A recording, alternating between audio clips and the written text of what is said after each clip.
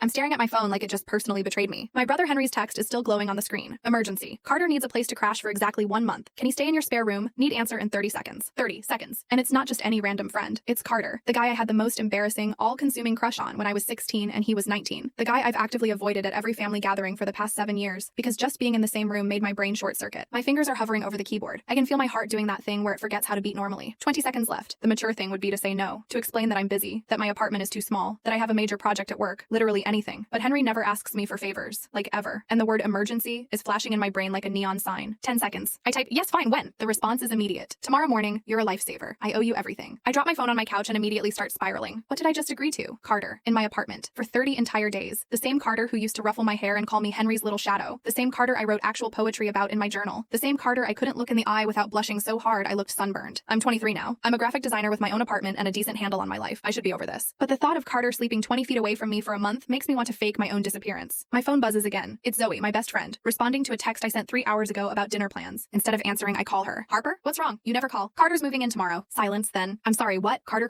Your ancient childhood crush Carter? For 1 month. Henry asked. I said yes, I have made a terrible mistake. Zoe's laugh is way too loud. Oh my god, this is the best thing that's ever happened to you. This is a disaster. This is fate. You're going to fall in love with him and it's going to be disgustingly romantic. I'm going to hide in my room for 30 days. You're going to do no such thing. I can hear her grinning through the phone. What time are they coming tomorrow? Henry didn't say. Text him. Then clean your apartment. And for the love of God, Harper, do not wear your raccoon pajamas when Carter arrives. My raccoon pajamas are comfortable. Your raccoon pajamas make you look like you've given up on life, or literally anything else. After we hang up, I look around my apartment. It's not messy exactly, but it's definitely lived in. There are coffee mugs on my desk, a blanket draped over my couch, sketches scattered across my dining table. My plants look half dead. There's a stack of takeout containers by the sink that I keep meaning to throw away. I have approximately 12 hours to make this place look like an adult human lives here. I don't sleep that night. Instead, I clean everything twice, change my sheets, stock the bathroom with extra towels, reorganize my kitchen cabinets for no reason, water my plants, and have a minor breakdown around 4 a.m. when I realize I don't even know why Carter needs a place to stay. What if it's something terrible? What if he's running from the mob? What if he committed a crime? No, Carter doesn't commit crimes. Carter probably helps old ladies cross the street and volunteers at animal shelters. By the time Henry texts me at 9 a.m. saying they're 15 minutes away, I've already changed my outfit 3 times, and I'm currently wearing jeans and a simple black sweater that Zoe once said made me look effortlessly pretty. There's nothing effortless about this. I've been awake for 27 hours. I check my reflection in the bathroom mirror one more time. My hair is down and wavy. My makeup is natural. I look normal. I look fine. I look like I'm about to pass out from anxiety. The knock on my door comes exactly 15 minutes later. I take a breath, smooth my hair one more time, and open it. Henry's there, grinning like he hasn't just ruined my entire life, and behind him is Carter. Oh no, he's not 19 anymore. He's 26 now, and somehow the universe decided that wasn't fair enough, so it made him even more attractive. He's taller than I remember, with dark hair that's slightly too long, warm brown eyes, and this quiet confidence that makes my stomach flip. He's wearing a gray Henley and jeans, carrying a duffel bag, and when he sees me, he smiles. That smile. I remember that smile. It used to make me drop things. Harper. Hey. His voice is deeper than I remember. Richer. Like warm honey. I'm staring. I'm definitely staring. Hi. I manage. Come in. Henry barrels past me, already talking. You're seriously saving our lives right now. Carter's apartment building had a massive pipe burst. Like, actual flooding. Everything's destroyed. Insurance is covering a hotel, but he's in the middle of this huge architecture project, and he needs somewhere quiet to work. And I would have offered my place, but you know John and I are in that tiny studio, and Henry, Carter interrupts gently. Breathe. Henry stops. Grins. Right. Anyway, you're the best sister ever. He hugs me quickly, then immediately starts showing Carter around my apartment like he lives here. Kitchen's here, bathroom's there, Harper's room is that one, and the spare room is at the end of the hall. It's small, but it has a desk and good light. Carter follows, polite and quiet, and I'm just standing in my entryway having an out-of-body experience. This is my life now. Carter in my apartment, Carter sleeping in my spare room, Carter existing in my space for 30 consecutive days. I can do this. I'm an adult. I can handle being around an attractive man for 1 month without making it weird. When Henry finishes the tour, he checks his phone. Oh crap, I have a meeting in 20 minutes. I have to run. He looks at Carter. You good? I'm good, thanks man. Henry turns to me. Seriously, Harper, you're the best. I'll bring you coffee later this week. The expensive kind. You don't have to. I absolutely do. Bye. And then he's gone. And it's just me and Carter standing in my living room. The silence is so loud it's deafening. I can hear the clock on my wall ticking. I can hear the refrigerator humming. I can hear my own heartbeat. So, Carter says, and his voice is careful. I really appreciate this. I know having a random person move in isn't exactly ideal. You're not random, I say, then immediately want to take it back because it sounds weird. I mean, you're Henry's best friend. It's fine. Still, I don't want to be in your way. He shifts his duffel bag. I work from home most days, but I'll stay in my room, and I'll buy my own groceries. I don't want to intrude on your space. There's something different about him. He's not the cocky 19-year-old I remember. He seems steadier, more thoughtful, like he's carrying something heavy but doing it quietly. We should probably talk about house rules, I say, because that feels like a normal adult thing to say. Sure. We sit on my couch, and I'm hyper aware of the fact that we're 2 feet apart. I can smell his cologne, something cedar and clean. It's making my brain fuzzy. Focus, Harper. Okay, so I work from home too. I'm a graphic designer. I usually work in my room or at the dining table. Kitchen is fair game whenever. The bathroom, I pause. We'll have to share the bathroom. I'll be quick, promise. Cool. I usually go to bed around 11. I'm not like a noise freak or anything, but I'll be quiet. He's looking at me with this expression I can't read. Something soft, almost concerned. Harper, I'm serious. I don't want to make this weird, but it's already weird because he's here and he's looking at me and my brain is doing the same thing it did when I was 16. It's not weird. I lie. He smiles a little. Okay, good. We sit there for another beat and then he stands. I should probably unpack. Let you get back to your day. Right, yeah, sure. Let me know if you need anything. anything, extra hangers or towels or, I'm good, thanks, Harper. He heads to the spare room, and I sit on my couch for approximately 5 minutes just staring at the wall. Then I text Zoe, he's here, I'm in hell. Her response is immediate. You mean heaven? I can't do this for 30 days. Yes, you can, and you will. Now go be normal. I don't remember how to be normal. Fake it till you make it, babe. I spend the rest of the day aggressively working on a client project, headphones in, trying very hard to forget that Carter is 20 feet away, but I can hear him moving around. I hear his door open and close. I hear him in the kitchen making coffee. I hear his footsteps in the hallway. Every sound makes me hyper aware of his presence. Around 6 p.m., I emerge from my room because I need to eat actual food and I can't hide forever. Carter's at the dining table, laptop open, sketching something on paper. He looks up when I walk in, and I notice he's changed into a soft gray t-shirt. His hair is slightly messy, like he's been running his hands through it. Hey, I say. Sorry, I need to make dinner. No, you're good. I should probably eat too. He closes his laptop. Want to order something? My treat, since you're letting me crash here. You don't have to. I want to. We end up ordering Chinese food, and we eat at the dining table in the surprisingly comfortable silence. He asks me about my work, and I ask him about his architecture project, and it's almost normal. Almost. Except I'm noticing everything. The way he gestures when he talks, the way he pushes his hair back when he's thinking, the way his voice gets quieter when he's talking about something he cares about, the way he actually listens when I speak, like he's genuinely interested in what I'm saying. So this building you're designing, I say, what's it for? It's a community center in a neighborhood that doesn't have a lot of resources. The firm wants something modern but welcoming, functional but beautiful. He leans back in his chair. It's the biggest project I've ever led. That's amazing. It's terrifying. He laughs a little. I keep second guessing everything. I'm sure it's great. You haven't seen it. I've seen you. You don't half-ass things. He looks at me for a moment, and there's something in his expression that makes my stomach flip. How would you know that? Because I used to watch you. Because I used to memorize everything about you. Because you were the first person I ever wanted to impress. Henry talks about you, I say instead. A lot. All good things, I hope. Mostly. Sometimes he complains about your perfectionism. Carter grins. That's fair. When we're done eating, he insists on cleaning up. I retreat to my room and text Zoe again. Day 1 complete. Only 29 more to go. You're going to fall in love with him. Stop saying that. Doesn't make it less true. He's just being nice. He's nice to everyone. Is he making everyone else coffee every morning? What are you talking about? You'll see. Now go to bed before you overthink yourself into a coma. I don't respond because she might be right, and that terrifies me. The next morning, I wake up at 7 a.m. like always. I stumble to the kitchen in my pajamas. Thankfully not the raccoon ones, just shorts and an oversized t-shirt that says I'd rather be napping, and stop dead in the doorway. Carter's already there. He's standing at the counter in sweatpants and a t-shirt, making coffee, and he looks so casually comfortable in my kitchen that my brain malfunctions. His hair is messy from sleep. He hasn't shaved. There's something unbearably domestic about this scene, and I'm not equipped to handle it at 7 a.m. Morning, he says, glancing over his shoulder. I'm suddenly very aware that I'm not wearing a bra, and my hair is a disaster, and I probably have pillow marks on my face. Morning, I croak. I made extra coffee if you want some. Thanks. I pour myself a cup and lean against the counter, trying to look like a human person and not someone who's internally combusting. Carter's quiet for a moment, sipping his own coffee, and then he says, Can I ask you something? Sure. Why have you been avoiding me? I nearly spit out my coffee. What? For years. At family stuff, holiday parties, Henry's birthday. You barely talk to me. You leave rooms when I enter them. His voice is gentle, not accusing. Just curious. Did I do something? My heart is pounding. No, you didn't do anything. Then why? I'm trapped. I can't tell him the truth, but I can't think of a good lie. My brain is not awake enough for this conversation. It's not personal, I say finally. I